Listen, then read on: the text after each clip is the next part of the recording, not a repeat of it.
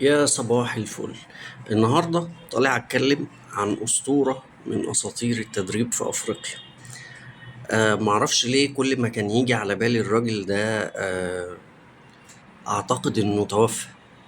يعني أكيد مات، فلكن ظهر مؤخرا في نهائي الكان بظهور مؤثر جدا. هو مبدئيا الأسطورة كلود لوروا. كلود لوروا ده قصة، كان لعيب كورة، لعيب وسط ملعب في فرنسا، لعب لبعض الأندية زي أجاكسيو وأميان واستاد لافولو.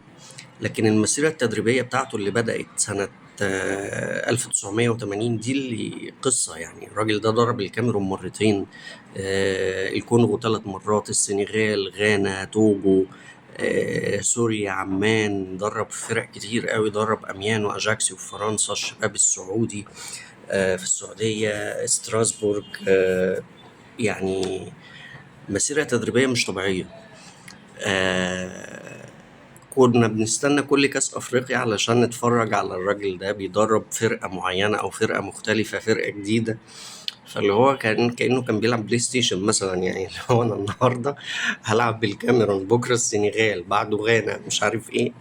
فعرفناه كواحد من الخبراء، يعني خبير كورة أفريقية من الدرجة الأولى، عنده خبرة في أفريقيا غير طبيعية.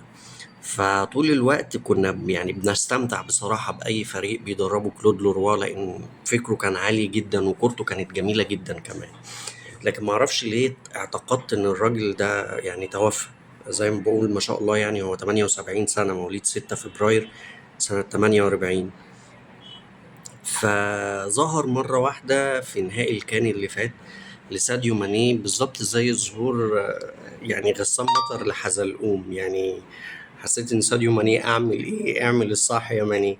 فاللي هو وده حقيقي. يعني لما ساديو ماني سأله، قال له يعني لو كنت مكاني تعمل ايه؟ قال له هكمل للآخر، لان محدش عارف الكوره ممكن يحصل فيها ايه. وبالظبط ده اللي حصل. السنغال رجعت، ماني قعد ينادي اللعيبه بتاعته وكملوا المباراه وفازوا في النهايه. فكلود لوروا ظهر ظهور اخير في الكان علشان يخلد نفسه كأسطورة أفريقية حية.